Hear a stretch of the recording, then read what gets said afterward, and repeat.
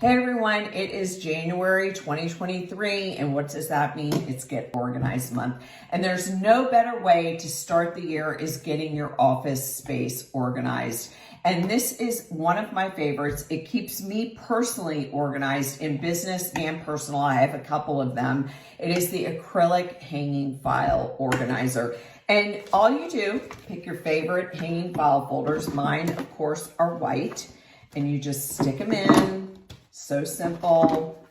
And then I take matching file folders that aren't hanging. I label them and I stick them in. So simple. Usually for me, especially for work, it's things I need to do on a regular basis.